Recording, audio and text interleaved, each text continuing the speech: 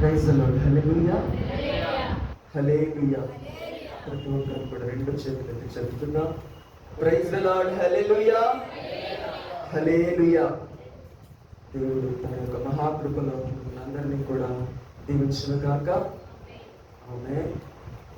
మొదటిగా కృపగల దేవుడు తన యొక్క మహాకృప చొప్పున అభాగ్యుడనైనటువంటి నన్ను ఎన్నుకొని అనుగ్రహించినటువంటి తరుణాన్ని బట్టి దేవాది దేవునికి ఎన్నో వందనాలు తెలియజేసుకుంటున్నాను.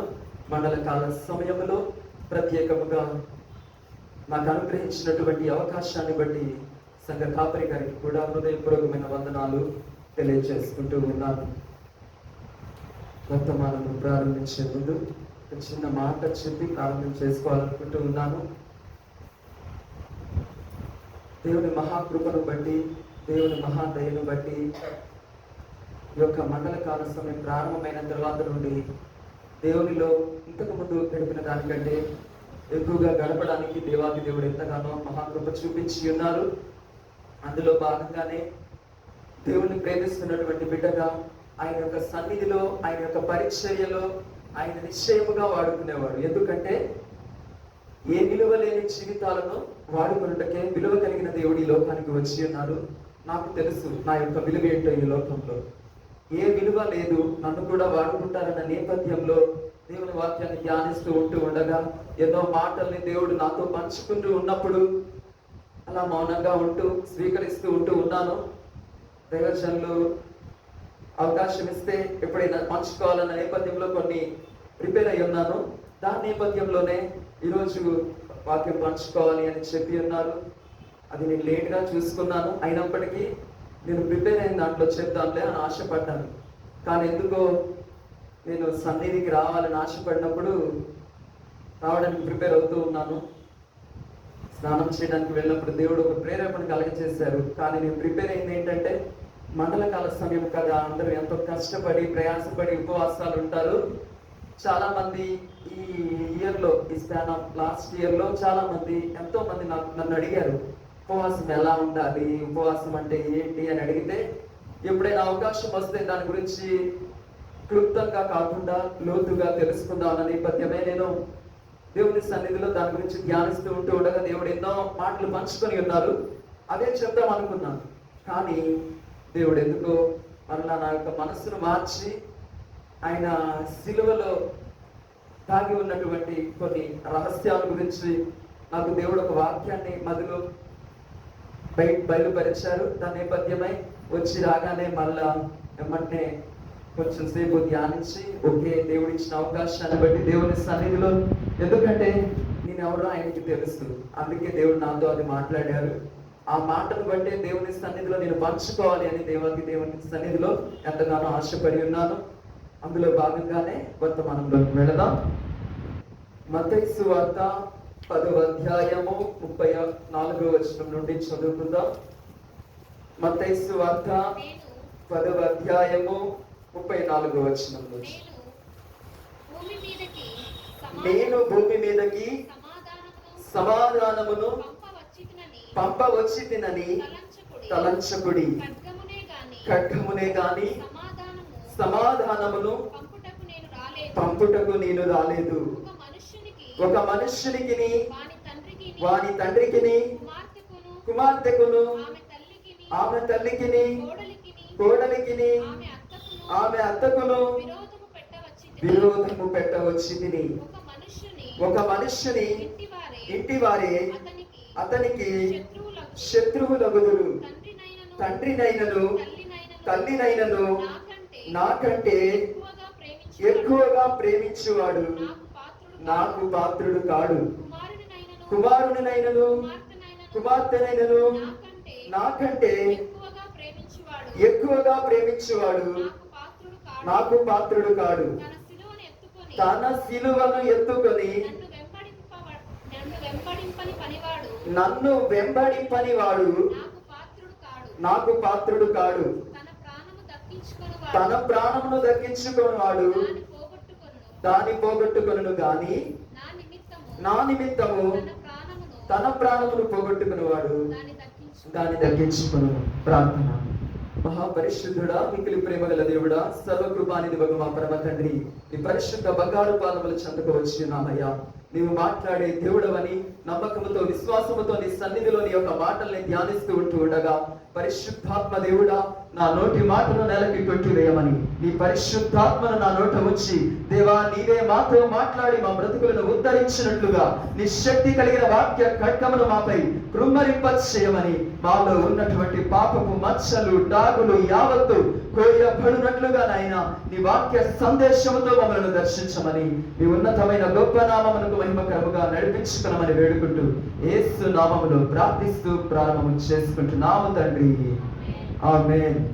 చదవబడినటువంటి వాక్య భాగము అందరికీ కూడా చాలా సుపరిచితమైనటువంటి వాక్య భాగము. ఎందుకంటే శిలువ ధ్యానాలలో ప్రతి సంఘములో ప్రతి దైవజనులు నోట ఎంతో గొప్ప ప్రసంగాలు విడుదల చేసేటటువంటి తరుణాలు ఈ యొక్క వసంత కాలంలో జరుగుతూ ఉంటాయి. ఎందుకంటే ఆయన్ని నమ్ముకున్న వారు ప్రత్యేకంగా ఈ దీక్షను పూనుకుంటూ ఉంటారు. ఎందుకంటే వారి యొక్క ఆత్మీయ జీవితంలో వారి యొక్క ఆధ్యాత్మికమైనటువంటి బ్రతుకును ఒక రూపంలోనికి తెచ్చుకోవాలని ఆశ కలిగి ఉన్న ప్రతి ఒక్కరు కూడా ఎంతో నిష్ఠను కలిగి దేవుని సన్నిధిలో గడుపుతూ ఆయన యొక్క సన్నిధిని అనుభవిస్తూ ఆయన యొక్క శక్తిని పొందుకొని ఆయన రూపంలోనికి రావడానికి ప్రయాసపడుతూ ఉంటారు. కానీ ఆయన రూపంలోనికి రావడానికి ఎన్నో ఆటంకాలు అడ్డంకులు వస్తూ ఉంటాయి. ఎందుకంటే 40 దినాలు దేవుని సన్నిధికి వచ్చి ఆయన వాక్యాన్ని విని ఆయన ఆత్మని పొందుకొని ఆరాధించి గొప్ప భక్తిపరులుగా ఉన్నప్పటికీ 40 దినాల తర్వాత ఎలా ఉంటుంది అన్నది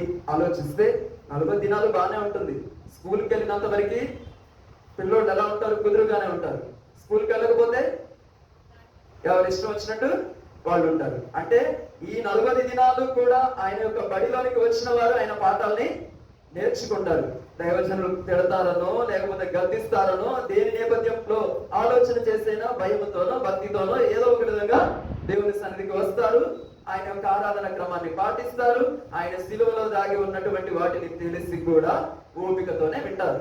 అయినప్పటికీ 40 దినాల తర్వాత ఎలా ఉంటుంది భక్తి జీవితం అన్నది చాలా ప్రాముఖ్యమైనటువంటిది. ఎందుకంటే మానవుని జీవితం ఎప్పటి వరకు ఉంటుందో మనకే తెలియదు. ఈ 40 దినాల్లో ఏ దినమైనా సరే ఆయన దగ్గరికి వెళ్ళిపోవచ్చు. కానీ దేవుని మహాకృపను బట్టి 40 దినాలు బ్రతుకుతారు. ఆ తర్వాత 40 సంవత్సరాలు కూడా జీవించవచ్చు. ఎలా అయినా సరే బ్రతకొచ్చు. నేను చెప్పాలి అనుకున్నది అది కాదు. ఎందుకంటే ప్రతి సంఘములో కూడా శ్రమల దినాలుగా పాటిస్తూ ఎంతో గొప్ప ప్రసంగాలను వింటూ ప్రభు శిలువలో దాగి ఉన్నటువంటి శక్తిని, ప్రభు శిలువలో దాగి ఉన్నటువంటి ప్రేమని, ప్రభు అయిన యేసుక్రీస్తు వారు చేసినటువంటి బలియాగాన్ని గొప్ప ప్రసంగాన్ని మనం వింటూ ఉంటాం. అది ప్రాముఖ్యమైనదే, అది మనకి ఎరిగినదే. ఎందుకంటే చిన్నతనం నుండి దేవుణ్ణి ఎరిగిన కాడ నుండి ఆయన శిలువ గురించి తెలియని వారు ఎవరు కూడా ఉండరు. ఆయన ఎవరో తెలియకపోవచ్చు కానీ శిలువ గురించి మాత్రం తెలుసు. ఎందుకంటే జీసస్ అంటే గుర్తొచ్చేది క్రాస్. కానీ వెనకాల ఆంతర్యం ఏంటో మనకి తెలియకపోవచ్చు. సిలువ సిలువ సిలువ సిలువ అంతే. వెంబడిస్తున్నామంటే దేవుని సన్నిధికి వస్తున్నాం. దేవుని సన్నిధి ఒక సిలువ. వెళ్తున్నాం, బైబిల్ పట్టుకుంటున్నాం, వాక్యాన్ని చదువుతున్నాం, ప్రార్థన చేస్తూ ఉన్నాం. ఓకే, బాగానే ఉంటుంది. మరి ప్రభు అయిన యేసుక్రీస్తు వారు ఏం మోసారు? సిలువని మోసారు. ఎలా మోసారు? ఎత్తుకొని మోసారు. ఆయన ఏం చెప్తున్నారు నూతన నిబంధనలో? నన్ను వెంబడించేవాడు నా సిలువని ఎత్తుకొని నన్ను వెంబడించాలి అంటున్నాడు. ఆయన ఎత్తుకున్నాడు. ఆయన యొక్క యాత్ర ఆయన ముగించాడు. ఆయన దేవుడని నిరూపించుకున్నాడు. అది అందరికీ తెలిసిందే. అవునా కాదా? ఇప్పుడు నేను మంచోడిని అని చెప్పుకుంటే పెద్ద గొప్పతనమా? అందరూ చెప్తారు నా క్రియలు చూసో చూడకపోయినా. కానీ నేను చెడ్డోడు అని చెప్పేవాడే గొప్పోడు. అవునా కదా? ఎవరు చెప్తారు? నన్ను ప్రేమించేవారే నాకు చెప్పేవారే ఉంటారు. ఇప్పుడు యేసయ్య మనల్ని ప్రేమిస్తున్నాడా లేదా? ప్రేమిస్తున్నారు. అంటే యేసయ్య మనకి ఎప్పుడు నువ్వు మంచోడురా, నువ్వు చాలా అందగాడివిరా, నువ్వు చాలా జ్ఞానవంతుడు అని చెప్తాడా? కానీ ఈనాటి జనాంగం దేవుని సన్నిధిలో ప్రసంగాలు కోరుకునేది అదే. కానీ నువ్వు అలాంటిది నీ బ్రతుకుని మార్చుకో అని చెప్తే వినేవాళ్ళు చాలా అరుదు. అయినప్పటికీ ఇప్పుడు మనం చదువుకున్నటువంటి వాక్య భాగంలో నాకు చాలా ఇష్టమైనటువంటి మాట, ఎప్పుడు కూడా మండలకాల సమయం అంటే గుర్తుకొచ్చేటటువంటి మాట బైబిల్ గ్రంథంలో ఇదే నాకు ఎక్కువగా జ్ఞాపకం చేస్తూ ఉంటుంది. ఎందుకంటే ఆయన చెప్తూ ఉన్నాడు ఏమని అంటే 37వ వచనం, తండ్రినైనను తల్లినైనను నాకంటే ఎక్కువగా ప్రేమించువాడు నాకు పాత్రుడు కాడు, కుమారునైనను కుమార్తెనైనను నాకంటే ఎక్కువగా ప్రేమించువాడు నాకు పాత్రుడు కాడు, తన సిలువను ఎత్తుకొని నన్ను వెంబడింపని వాడు నాకు పాత్రుడు. ఏమంటున్నారు? తన సిలువను ఎత్తుకొని నన్ను వెంబడింపని వాడు నాకు పాత్రుడు కాదు. వింటూనే ఉన్నాడు. దేవుని వందనాలు. అంటే ఇప్పుడు ఆయనకి పాత్రుడు, ఆయనకి పుత్రుడు, లేకపోతే ఆయనకి చెందినవాడు అంటే ఏం ఎత్తుకోవాలి? అంటే మనం చేయాల్సినటువంటి పని ఏంటి? సిలువను ఎత్తుకోవాలి. ఎత్తుకున్న ఆయన్ని అందరికీ తెలుసు. ఆయనకి మాదిరిగా ఉండమని నూతన నిబంధనలో చెప్తుంది. అందుకోసం ఈ లోకానికి వచ్చాడట. ఊరకనే నేను సిలువ ఎత్తుకున్నాను, మరణించాను, తిరిగి లేచానని చెప్పుకోవడానికి రాలేదు. నేను ఎలాగైతే సిలువను ఎత్తుకున్నానో అలానే నన్ను వెంబడించే ప్రతి ఒక్కరూ కూడా సిలువను ఎత్తుకోవాలి. వాళ్ళే ఎవరు? యేసయ్య బిడ్డలు. వాళ్ళను కూడా సిలువని వెంబడించేవారు. మరి సిలువను ఎత్తుకోవడం అంటే ఈ మాటల్లో ఎవరైనా చెప్పగలరా? అసలు సిలువ అంటే ఏంటి? ఒక అడ్డకర్ర, ఒక నిలువ కర్ర, అది చెక్కతో చేయబడింది, ఒక మొద్దు. దాన్ని ఎత్తుకొని యేసయ్య వెళ్ళారు. నేను కూడా ఆయన కంటే బలమైన కర్రని ఎత్తుకొని వెళ్ళాలా? ఈ మాట మిగిలినే ఉంటుంది. చిన్న ఒక స్టోరీ. ఒక సంఘంలో ఒక సండే స్కూల్స్ వేశారట. అందులో వేదజన్ అనౌన్స్ చేశారు, యేసయ్య వేషాన్ని ఎవరైనా వేయగలరా, ఆయన శిలువ యాత్ర యాగాన్ని, ఆ యొక్క సన్నివేశాన్ని ఎవరైనా వేయగలరా అంటే ఒక కుర్రోడు చాలా ఉర్రోతులుగుతూ లిగిశాడట. వేస్తాడు. ఓకే, చాలా మంచిగా ఉన్నాడు, చిరుగ్గా ఉన్నాడు, సరే మంచి విశ్వాసి లేచాడు, ఒక మంచి ముద్దు తీసుకొచ్చి ఒక సిలువని చేయండి, దానిని ఆయన యొక్క వీపు మీద పెట్టండి, నడుస్తారంట, మోస్తారంట అని చెప్పి దైవజనం చాలా ప్రోత్సహించారు. ఎందుకంటే దేవునికి ఎంత ప్రేమ ఉంటుందో దైవజనానికి అంతకంటే ఎక్కువగా ప్రేమ ఉంటుంది. అవునా కదా? విశ్వాసం మీద. మరి విశ్వాసి శిలువ మోస్తానంటే అవసరం వస్తే ఏదైనా చేసి ఒక శిలువను తయారు చేపిస్తాడు. దానిలో భాగంగానే చేస్తే అనుకున్నాడు, చెక్క మొత్తుని పట్టుకొని మోసుకుంటూ వెళితే శిలువ యాగం అయిద్దని. దాంతో పాటు ఒక 4 పెట్టి ఒక కొరడాలు ఇచ్చి పదయాత్ర అని అంటే అప్పుడు నాకు వద్దు బాబు, నేను గమనించను అని చెప్పాడు. ఎందుకు? అంత ఈజీగా. సిలువ అంటే ఏంటి? సిలువ అంటే ఏంటి? సిలువ అంటే అవమానం, సిలువ అంటే నింద, సిలువ అంటే చెప్పండి ఇంకా మీకు తెలిసింది చెప్పండి. ఇప్పటికి ఎన్ని రోజులైంది? 10 రోజులైంది. 10 రోజుల ప్రసంగంలో ఎన్నో విన్నాను కదా. సిలువ అంటే ఏంటి? దయచేసి ప్రేమ అని చెప్పకండి, ఎందుకంటే ఇది అందరికీ తెలుసు. ఈ వాక్యంలోనే మొదటిగా రాయబడింది 34, నేను భూమి మీదకి సమాధానమును పంపవచ్చితినని తలంచకుడి. మన దేవుడు సమాధానకర్తే, కానీ సమాధానమును అనుగ్రహించడానికి వచ్చానని తలంచకుడి. ఖడ్గమునే గాని సమాధానమును పంపుటకు నేను రాలేదు అంటున్నాడు దేవుడు. అర్థమైందా?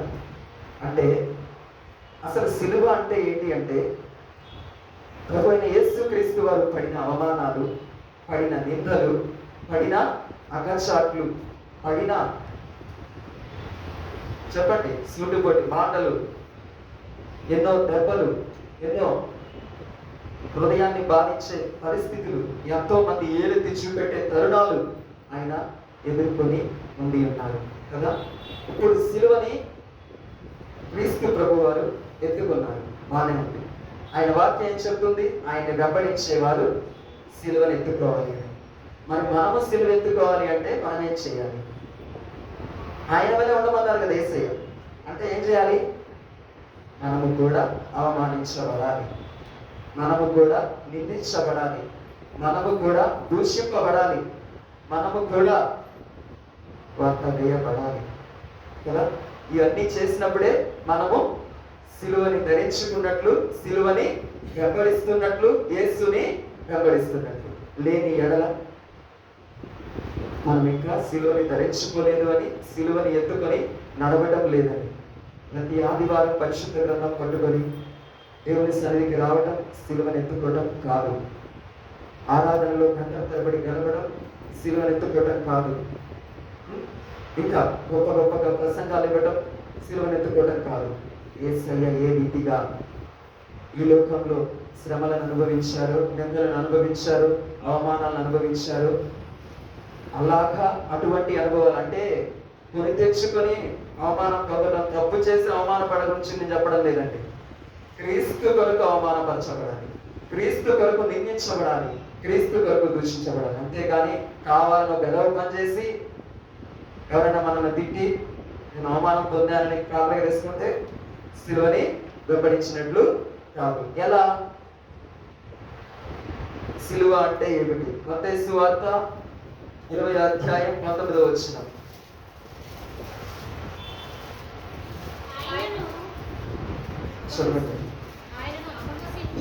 ఆయనను అపహసించుటకు, కొరడాలతో కొట్టుటకును, సిలువ వేయుటకును అన్యజనులకు ఆయనను అప్పగింతులు. 3వ దినమున ఆయన మరలా లేచారు అని తెలిసిందే. ఆయనను అపహసించుటకును, కొరడాలతో కొట్టుటకును, సిలువ వేయుటకును అన్యజనులు ఆయనకు అప్పగింతులు. సిలువను వెంబడించడము అంటే అవమానించబడాలి. క్రీస్తు కొరకు మనం అవమానించబడాలి. ఏ విధంగా అవమానించబడతాం? ఎలా అవమానించబడతాం? యేసయ్య అవమానించబడ్డారండి. ఎలా? ఆయన ఎన్నో గొప్ప కార్యాలు చేస్తూ కూడా ఆయన మహిమను చూసిన వారు కూడా ఆయన ఏం చేశారు? అవహేళన చేశారు. నీ భక్తి జీవితం, నా భక్తి జీవితం ఇహపరంగా జీవిస్తున్నప్పుడు మన అవమానాలను ఎదుర్కొంటున్నామా లేదా? నిజమైన భక్తి అనేది ఎప్పుడు బయటపడుతుంది అంటే మనల్ని ఇతరులు అవమానిస్తే. ఇతరులు అవమానించినప్పుడే మనం సరి అయిన భక్తి బాటలో ఉన్నట్టు. ఎందుకు? ఈ లోకంలో నిజంగా భక్తి చేస్తే లోకానికి అది ఎలా ఉంటుందంటే వెర్రితనంగా ఉంటుంది. రక్షింపబడిన వారికి దేవుని శక్తి అయి ఉంటుంది. ఇతరులకి వెర్రితనంగా ఉండాలి మనం చేసే భక్తి, కానీ ఇతరులు మెచ్చుకునే విధంగా ఉంటుంది. అవునా? కానీ దేవుడు అది కోరుకుంటున్నాడా? నిజంగా నువ్వు భక్తి చేస్తే ఎలా ఉండాలి? ఇతరులకి వెర్రితనంగా, ఎలా హేళన చేసే విధంగా. చాలా మంది అంటూ ఉంటారు, చేసావులే అమ్మా భక్తి, చూసావులే అమ్మా, ఎన్నో మాటలు అంటూ ఉంటారు.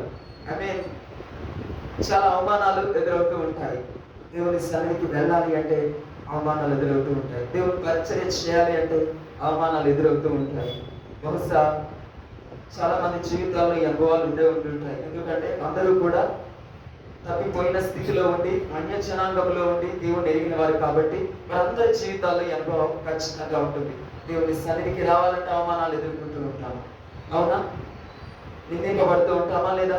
దూషింపబడుతూ ఉంటామా లేదా? అలా పడుతున్నామా? ఎన్నో సన్నివేశాల ద్వారా, ఎన్నో రకాల ద్వారా మనము ఎదుర్కొంటూ ఉంటాం. ఎప్పుడో తెలుసా?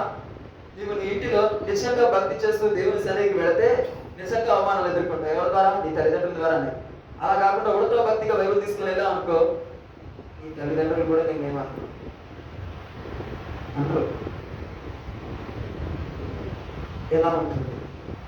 2 పూటలు సంఘానికి వెళ్ళామనుకో, ఈ రోజుల్లో క్రైస్తవులు కూడా ఏమంటారు? కొత్తగా అదే పనా అంటూ ఉంటారు. కొత్తగా లెగిస్తే చాలు మోకరిస్తాం, ప్రార్థన చేస్తాం. అలా అవమానపరచబడాలి. అసలు ప్రార్థన చేయకపోతే క్రైస్తవులైన తల్లిదండ్రులు అంటారా? మనం వాళ్ళకి ఛాన్స్ ఇవ్వాలి. అలా చెయ్యాలి. వాళ్ళు మన భక్తి చూసి వాళ్ళు ఇరిటేట్ అవ్వాలి. అలా చెయ్యాలి అంటే మనం కనీసం ఒక 4-5 గంటలైనా ఇంట్లో ప్రార్థన చేసుకోవాలి, వాక్యం చదువుకుంటూ ఉండాలి. వాళ్ళకి పిచ్చెక్కాలి. కొత్తగా పిచ్చి పట్టింది అలా బైబిల్ పట్టుకొని చదువుతూ ఉంటారు. అలా అనిపించుకున్నామా మనం ఎప్పుడన్నా? ఎప్పుడు చూసినా నీకు ప్రార్థనే అలా అనిపించుకున్నామా? లేదనిపించుకున్నాం. ఎప్పుడు చూసినా తిండే, ఎప్పుడు చూసినా తిరుగుడే, ఈ మాటలు అనిపించుకుంటాం కానీ ఎప్పుడు చూసినా కొత్తగా ప్రార్థన, వేరే పనేం లేదా? ఇలాంటి మాటలు ఎప్పుడైనా అనిపించుకున్నామా? అనిపించుకోవాలి. అలా అనిపించుకోవాలి అంటే సాధన అనేది కావాలి. సిలువని మోయటం అంటే అంత సిలువైన పని కాదు. సమయాన్ని వెచ్చించాలి. ఎంత సమయాన్ని వెచ్చిస్తే ఒక 5 గంటలు గడపగలం, అన్నింటినీ వదులుకొని గడపాలి. నిజంగా ఉపవాసం అంటే ఏంటి? ఆయన సన్నిధిలో గడపాలి. గడిపినప్పుడు ఆయన హృదయం మన హృదయం రెండు కనవేసుకున్నప్పుడు ఆయన హృదయంలో మన మీద కలిగి ఉన్న అభిలాష ఏమైనది మనకి తెలుసుకుంటేనే మనం చేసిన ఉపవాసం. తెలుసుకోకపోతే మనం ఉపవాసం చేసినట్లు కాదు. కాబట్టి సిలువని వెంబడించడం అంటే అవమానపరచబడాలి. మత్తయి సువార్త 27వ అధ్యాయం 40వ వచనం.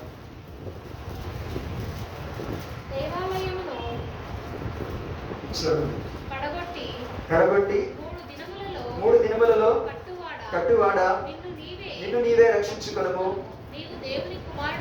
నీవు దేవుని కుమారుడవైతే సిలువ మీద నుండి దిగుమని చెప్పుచ్చు ఆయనను దూషించు.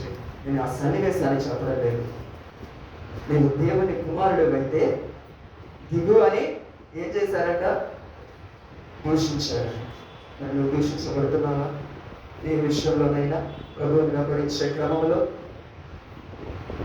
దూషింపబడాలి. అది ఏ గుర్తు? సిలువను వెంబడిస్తున్నావంటే. అంతేగాని ఏదో పని చేసి ఎవరైనా తిడితే నేను దూషింపబడ్డానండి అంటే అది కాదు. నిజంగా నువ్వు భక్తి చేస్తూ నువ్వు ప్రార్థన చేస్తే గొప్ప కార్యం జరిగినప్పుడు నిజంగా అంటే ఆపోజిట్ పర్సన్ భక్తిపరుడైతే నిజంగా దేవుడు గొప్ప కార్యం చేశాడు. అల్ప విశ్వాసం ఏంటి? ఏదో ఉడతా భక్తి చేస్తూ ఉంటే చెప్పొచ్చు రాలే, అమ్మ నువ్వు చేసిన ప్రార్థనకి అయిందా లేదు అని మాట్లాడే విశ్వాసం కూడా లేకుండా అవునా? అలాంటి సాధన అనుభవంలో మనం ఉన్నామా లేదా? తెలిసిన మాటలే కొత్తగా పంచుకోవాలని ఆశపడటం లేదు. తెలిసిన మాటలే పంచుకోవాలని ఆశపడుతూ ఉన్నాను. ఇది అందరికీ కూడా తెలుసు. దూషింపబడాలి. మూడవదిగా చూసుకుందాం. మత్తయి సువార్త 24వ అధ్యాయం 20వ వచనం. అప్పుడు మహాశ్రమ కలుగును కనుక మీరు పారిపోవుట చలికాలం అంతైనను విశ్రాంతి దినమంతైనను సంభవింపకుండవలెనని ప్రార్థించుడి. అదేవిధంగా అపోస్తలుల కార్యములు 14:22.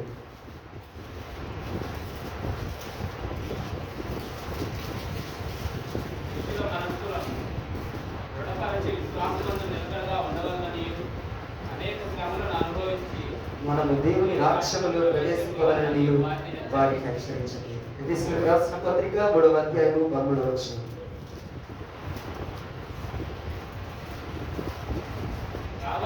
కాబట్టి నీ నిమిత్తమై నాకు వచ్చిన శ్రమలను చూసి అధైర్యపడవద్దని వేడుకొనుచున్నాను. శ్రమలు మీకు మహిమకరములై ఉన్నవి. 2వ తిమోతి 3వ అధ్యాయం 12వ వచనం. క్రీస్తు యేసునందు సత్భక్తితో బ్రతకను ఉద్దేశించువారు అందరూ ఏ పొందుదురు? హింస పొందుదురు. ఇది సిలువని ఎత్తుకోవడం అంటే శ్రమలని అనుభవించాలి, హింసను పొందుకోవడం. ఎవరిని బట్టి? దేనిని బట్టి? ఏం చేయడాన్ని బట్టి? యేసయ్యని బట్టి, యేసయ్య కోసం ప్రయాసపడటాన్ని బట్టి. దాని విషయమే ప్రయాసలో భాగముగా మనము శ్రమలని పొందాలి. ఆయన యొక్క మాటను పంచుకునే క్రమంలో కానీ, ఆయన యొక్క పరిచర్య చేసే క్రమంలో కానీ, ఆయన కోసం ఏదైనా త్యాగం చేసే క్రమంలో కానీ మనం హింస పొందాలండి. ఎలా చెప్తారు హింస అంటే? ఆయన వల్లే ఇంకొకరిని ప్రేమించే క్రమంలో తెలియని ఒక బాధ, ఒక హింస, ఒక వేదన కలుగుతుంది.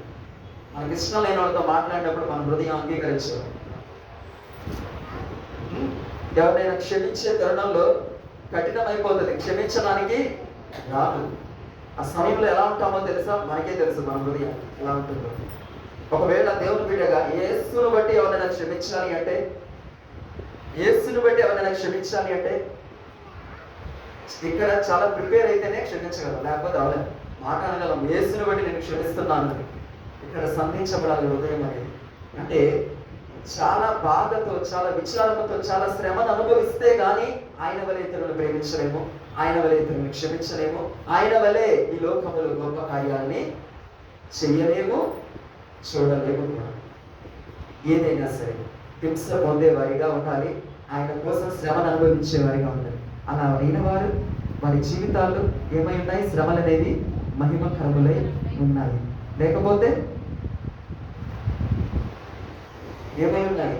లోకానుసారంగా మనం కొని తెచ్చుకున్న శ్రమలైతే అవి మనకి మరణానికి దారి తీస్తాయి. కానీ ప్రభువు కోసం పడిన శ్రమ ఎన్నడూ కూడా వ్యర్థము కాదు. నిశ్చయంగా దేవుడు అనుభవించిన దానికి 4 రోజులు శ్రమను అనుభవించామనుకో, దేవాది దేవుడు 40 ఏళ్ళు సంతోషంగా ఉండేటట్లుగా ఆశీర్వదించే దేవుడు. కానీ మనము ఆ 4 రోజులు శ్రమను అనుభవించడానికి ఎంతగానో ఇబ్బందులు పడుతూ ఉంటాం. అనుభవించాలి. ప్రభు కోసం పడిన ప్రయాస ఎప్పుడు కూడా వ్యర్థము కాదు. చూసుకుందాం ఎఫెసీయులకు రాసిన పత్రిక 2వ అధ్యాయము 16వ వచనం. తన సిలువ వలన ఆ ద్వేషమును సంహరించి దాని ద్వారా వీరిద్దరిని చాలండి ఏక శరీరముగా చేసి. ఆ మాట గురించి ఎక్స్ప్లెయిన్ చేయాలని ఆశపడడం లేదు.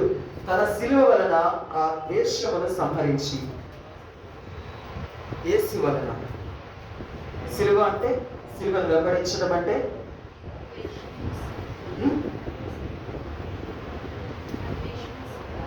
సంహరించి.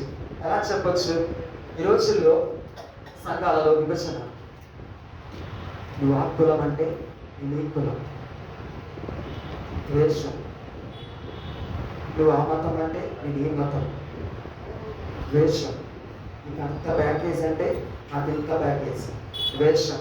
నీకు అన్ని తలాంతులు ఉన్నాయంటే నాకు ఇన్ని తలాంతులు ఉన్నాయి, ద్వేషం. ఉన్నాయా లేవా? కొట్టుకొని సంఘాల్లో మధ్యలో అడ్డుగాళ్ళు కట్టుకున్న వాళ్ళు కూడా ఉన్నారు, లేవా? ఉన్నారు. ద్వేషం. ఇదేనా సిలువను వెంబడించడం అంటే? సిలువను ఎత్తుకోవడం అంటే కాదు. ద్వేషాన్ని ఏం చేయాలి? సంహరించాలి. అంటే ప్రేమించాలి అన్నది. అప్పుడు విభజన అనేది ఉండదు. ఏముంటుంది? సమాధానం ఉంటుంది. దేవుడు మనల్ని కోరుకునేది అది. సిలువను ఎత్తుకొని ఉండడం అంటే ఎవరి మీద ఎటువంటి ద్వేషాలు ఉండకూడదు. వాక్యాన్ని చదువుతున్న మనము మన ఇహలోక ప్రయాణములో ఈ క్రియలతో కలిగి మనం భక్తి చేస్తే ఆయన యొక్క సిలువని ఎత్తుకొని నడిచినట్టు. లేని ఎడల ఇంకనూ మనం ఆయన యొక్క సిలువని ఎత్తుకొని లేదు అని మనకి మనముగా పరీక్షించుకునే వారిగా ఉన్నారు. కాబట్టి ఒక క్రైస్తవుడిగా మనం ఎల్లప్పుడూ కూడా పాపాన్ని ద్వేషించే వారిగా ఉండాలి. ప్రభు అయిన యేసుక్రీస్తు వారిని ప్రేమించే వారిగా ఉండాలి. అలాంటప్పుడే మనము సిలువని ఎత్తుకొని నడిచినట్టు. ఒక మాట చూసుకుందాం. కొలస్సీయులకు రాసిన పత్రిక 2వ అధ్యాయము 13, 14, 15. మరియు అపరాధముల వలనను చూడండి ఉండగా దేవుడు వ్రాత రూపకమైన ఆజ్ఞల వలన మన మీద రుణముగాను మనకు విరోధముగాను నుండిన పత్రమును మేకులతో సిలువకు కొట్టి దాని మీద క్షేత్రాలను తుడిచివేసి మనకు అడ్డము లేకుండా దానిని ఎత్తివేసి మన అపరాధములన్నిటినీ క్షమించి ఆయనతో కూడా మిమ్మల్ని జీవింపచేశాను. చాలండి. ఇక్కడ వాక్యం ఏం చెప్తుంది? సిలువని ఎత్తుకోవటము అంటే ఏంటంటే మన అప్పుల పత్రం. ఏ అప్పులు? పాపపు అప్పుల పత్రాన్ని ఎవరికి ఇవ్వాలి? యేసయ్యకి ఇవ్వాలి. ఇస్తున్నామా? దేవుని సన్నిధిలో. అందుకనే భక్తుడైన దావీదు చెప్తారు, మీ పాపములను కప్పుకోకుండా దేవుని సన్నిధిలో ఒప్పుకోండి అని. అలా ఒప్పుకుంటే ఏం చేస్తానంటున్నాడు దేవుడు? మనకు విరోధముగా నుండిన పత్రమును మేకులతో సిలువకు కొట్టి దాని మీద చేవ్రాతను తుడిచివేసి మనకు అడ్డముగా లేకుండా దానిని ఎత్తివేసి మన అపరాధములన్నిటినీ క్షమించి ఆయనతో కూడా మిమ్మల్ని జీవింపచేసాను. అంటే సిలువని ఎత్తుకోవటం అంటే ఏంటంటే దేవుని సన్నిధిలో నిస్వార్థమైన మనస్సుతో, యథార్థమైన హృదయముతో, సద్భక్తితో, సద్హృదయముతో మన యొక్క పాపములన్నిటినీ కూడా ఆయన సన్నిధిలో ఒప్పుకుంటే మనము సిలువని ఎత్తుకున్నట్టు. ఒప్పుకోకపోతే మన ఓపిక మనమే ఉంచుకున్నట్లు. అందుకని నీ భారము యెహోవా మీద మోపుము, ఆయన నిన్ను ఆదుకొను. అంతేగాని ఆయన సన్నిధిలోకి వచ్చి భారాన్ని నెత్తిన పెట్టుకుంటే ఆయన ఏమి కూడా ఆదుకోడు. ఎప్పుడైతే మన భారాన్ని ఆయన సన్నిధిలో పెడతామో అప్పుడే దేవుడు మనల్ని ఆదుకునేవాడు ఉంటాడు. ఆఖరి మాటగా చూసుకుందాం. కొలస్సీలకు రాసిన పత్రిక 1వ అధ్యాయం 2వ వచనం. దేవుని చిత్తము వలన క్రీస్తు యేసు అపోస్తలుడైన పౌలును సహోదరుడైన తిమోతియును శుభమని చెప్పి రాయినది మన తండ్రి అయిన దేవుని నుండి కృపయు సమాధానమును మీకు కలుగును గాక. దేవాతి దేవుడు ఎందుకు శిలువ యాగాన్ని అనుభవించారు? ప్రభువైన యేసుక్రీస్తు వారు రక్తాన్ని చిందించారు, ఆఖరి రక్తపు బొట్టు వరకు మన కొరకు కార్చారు. రీజన్ బిహైండ్, ఆయన ఒక మధ్యవర్తిగా మనకి తండ్రికి మధ్య సమాధానమును కలుగ చేయుటకు వచ్చి అన్నాడు కదా. అంటే ఇప్పుడు సిలువను ఎత్తుకోవడం అంటే మనమందరము రక్షింపబడ్డాము, మనకి తండ్రితో సమాధానం కలిగి ఉన్నాం. సమాధానము లేని వారిని తండ్రితో ఏం చేయాలి? సమాధాన పరిచయ క్రమములో మనం ఉన్నామా లేదా? అంటే ఏం చేయాలి? సమాధానం పరచాలి అంటే ఆయన వాక్యాన్ని పంచాలి, ఆయన ప్రేమని చూపించాలి, ఆయన వలె క్షమించాలి, ఆయన వలె చేర తీసుకోవాలి. ఎంత పాపినైనా నువ్వు క్షమించగలిగిన దేవుడు మన దేవుడు. మనం అందరం కూడా పలుకుతాం. మరి మనము ఎంత పాపినైనా క్షమించగలిగే మనస్సును కలుగున్నామా లేదా? కలిగి ఉంటే మనము సిలువను ఎత్తుకున్నట్లు. అలా జీవిస్తే నిశ్చయంగా మనము సిలువని ఎత్తుకునే వారిగా ఉంటాము. కాబట్టి ఇప్పటి వరకు చదువుకున్నటువంటి మాటలు సిలువ యాగములో ప్రభు అయిన యేసుక్రీస్తు వారిని ఎరిగిన వారందరూ కూడా ప్రభువుని వెంబడించారు అనడానికి నిదర్శనం ఏంటి? ప్రభువు వలె సిలువని ఎత్తుకొని వెంబడించు వారే ప్రభువుకి పాత్రులు, లేని వారు అపాత్రులు కదా. ఆయన వెంబడించడం అంటే ఆయన వలె క్రీస్తు కొరకు ఇహలోకములో అవమానాలను పొందేవారిగా ఉండాలి, ఇహలోకంలో నిందలను అనుభవించే వారిగా ఉండాలి, ఇహలోకములో దూషింపబడే వారిగా ఉండాలి, ఇహలోకములో ఎవరి మీద ఎటువంటి ద్వేషము లేకుండా అటువంటి క్రీస్తు ప్రేమని అందరి ఎడలా చూపిస్తూ ప్రతి ఒక్కరిని సమానముగా కలిగి జీవించడమే కాకుండా ఇంకా ఏ విధముగా ఉండాలి? మన పాపములన్నిటినీ ఆయన సన్నిధిలో యథార్థముగా ఒప్పుకుంటూ ఆయన తండ్రితో నిత్య సమాధానము కలిగిన వారిగా ఉండడమే కాకుండా మన తోటి వారందరినీ కూడా తండ్రితో సమాధాన పరిచే క్రమములో మనం అందరము కూడా ఉండాలి అని దేవాది దేవుడు ఎంతగానో ఆశపడుతూ ఉన్నారు. కాబట్టి నిజమైనటువంటి భక్తి, సద్భక్తి అనేది ఏంటి అంటే సిలువని ఎత్తుకొని క్రియలు లేని విశ్వాసము మృతము అంటున్నారు. మనము జీవము కలిగిన వారు అవ్వాలి అంటే క్రీస్తు క్రియలు మనలో ఉండాలి. అంటే క్రియలు కలిగిన విశ్వాస భక్తి మనం చేసినప్పుడు నిజమైనటువంటి విశ్వాసులుగా మనం పిలువబడతాం. కాబట్టి ఇది అనేది మాట్లాడుకోవడానికి చాలా బాగుంటూ ఉంటాయి, కానీ పాటించాలి అంటే చాలా ప్రయాసతో కూడుకుని ఉన్నది. కానీ ప్రభువుని పట్టుకొని మనకు ఆశ కలిగి ఉండి అడిగితే నిశ్చయంగా ఆయన రూపంలోకి మనల్ని తీసుకుని వచ్చేవాడు ఉన్నాడు. కాబట్టి నోరు తెరిచి మనం అడగాలే కానీ, ఆశ కలిగి ఆయన సన్నిధిలో మోకరించి ప్రార్థించాలే కానీ నిశ్చయంగా ఆయన మనందరినీ కూడా ఆయన రూపులోనికి తెచ్చేవాడే ఉన్నాడు. కాబట్టి ప్రతి ఒక్కరము కూడా అటువంటి భక్తి జీవితం చెయ్యాలి అని దేవానికి దేవుడు ఆశపడుతున్నాడు. చెప్పిన నేనైనను విన్న మీరైనను ఎవరైనాను సరే అందరూ కూడా ఆయన దృష్టిలో ఒక్కరే. కాబట్టి ప్రతి ఒక్కరము కూడా అటువంటి భక్తి జీవితాన్ని కలిగి జీవించే విధానంలో కృపగల దేవుడు గొప్ప సహాయం చేయను గాక. ఈ కొద్ది మాటలు దేవుడు మన వినికిడిలో దీవించును గాక. ఆమేన్. ప్రతి ఒక్కరు కూడా మౌనంగా ఒక్క నిమిషం దేవుడిచ్చిన సదావకాశం అనవసరమైన వాటికి మన శక్తిని వినియోగిస్తూ ఉంటాము. కానీ దేవుని సన్నిధిలో ప్రార్థించలేకు నోరు తెరిచి శక్తి లోపము లేకుండా ఎంతగా నీవు నీ శక్తిని వినియోగిస్తూ దేవుని సన్నిధిలో తండ్రి అని పిలవగలవు, అర్థించగలవు, ఆత్మధ్వని చేయగలవు. నీకు తెలుసు కదా ఎంత ఆశ ఉన్నదో నీవు ఎలా ఎక్స్ప్రెస్ చేసుకోగలవు. నీ దేవుని ఎదుట నోరు తెరిచి ప్రార్థించు. ఒకవేళ నీవు ఆయన రూపులోనికి రావాలి అని, ఆయన వలె అటువంటి సక్రియలు కలిగి జీవించాలని ఆశ కలిగి ఉంటే నోరు తెరిచి అడుగుతావు. నీకు ఏదైనా కావాలి అని ఉంటే నీ తల్లిని నీ తండ్రిని గంభీరమైన స్వరంతో అడగవా? అలాంటి నీవు దేవుని సన్నిధిలో పరమ తండ్రి నుండి నీవు పొందుకోవాలని ఆశ కలిగినట్లయితే నిశ్చయముగా నోరు తెరిచి, నా తండ్రి నా ఆశను తీర్చయ్యా, నీ సన్నిధిలో నేను చేయలేని కార్యాలు ఎన్నో ఉండి ఉన్నాయి తండ్రి, వాటన్నిటినీ చేయగలగడానికి కావలసిన శక్తిని నాకు ఇవ్వయాలి నోరు తెరిచి అడుగు నా ప్రియ దేవుని బిడ్డ. దేవుని సన్నిధిలో ఎల్లప్పుడూ కూడా దేవుడు తన కరములను చాపి ఎప్పుడు తన బిడ్డలు నోరు తెరిచి అడుగుతారా, సహాయం చెవిటకు తన హస్తము కురచ కాలేదు అంటున్నాడు. రక్షించ నేరకుంటున్నట్లు ఆయన చెవులు మందము కాలేదు అని దేవుని లేఖనం సెలవిస్తూ ఉన్నది. నోరు తెరిచి అడిగితే నిశ్చయంగా ఈ స్థితిని మార్చగలిగిన దేవుడు, నా స్థితిని మార్చగలిగిన దేవుడు, ఎంత పాపి నేను కూడా క్షమించగలిగిన దేవుడు, మొండి హృదయాలను సైతం, కఠిన హృదయాలను సైతం, ఘోరమైనటువంటి మస్తుతో నిండుకొని ఉన్న పాపపు బ్రతుకులను సైతం పరిశుద్ధపరచగలిగిన దేవుడు మనం ఆరాధిస్తున్న దేవుడై ఉన్నాడు. నోరు తెరిచి అడుగు నా ప్రియ దేవుని బిడ్డ. ఎంతకాలం నోరు తెరవకుండా దేవుని సన్నిధిలో ఉంటావు? ఈ లోకం అనే ప్రయాణంలో పాపాన్ని విడిచి పారిపోవడం అనేది అంత సులువైన పని కాదు. ఎంతో ప్రయాసతో కూడుకునేది.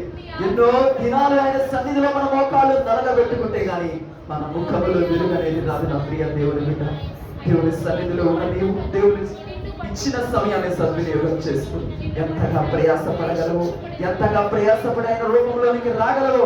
నీ శక్తి లోపము లేకుండా ఆయన సన్నిధిలో నీ యొక్క సమయాన్ని వెచ్చించి చూడు.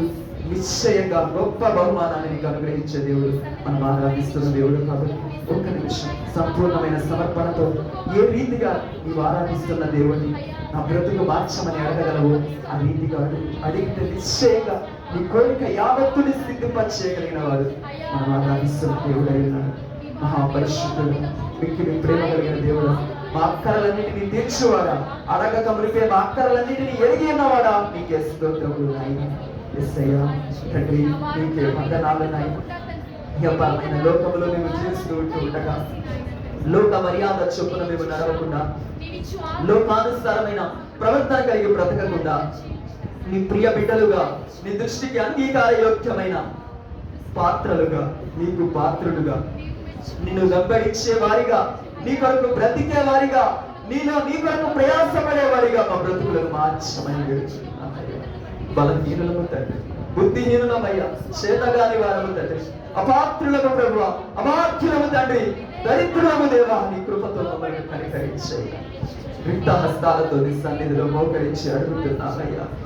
మస్తితో నిండుకొని ఉన్న మా హృదయాలను కడగమని వేడుకుంటున్నాం. చీకటితో కమ్ముకున్న మా బ్రతుకులని వెలుగులోనికి నడిపించండి నాయన. మా ముందున్న ప్రయాసలో మేము ఏదలేని వారిగా ఉండి ఉన్నాము తండ్రి. మా నావికుడుగా మీరే ఉండమని వేడుకుంటున్నాము.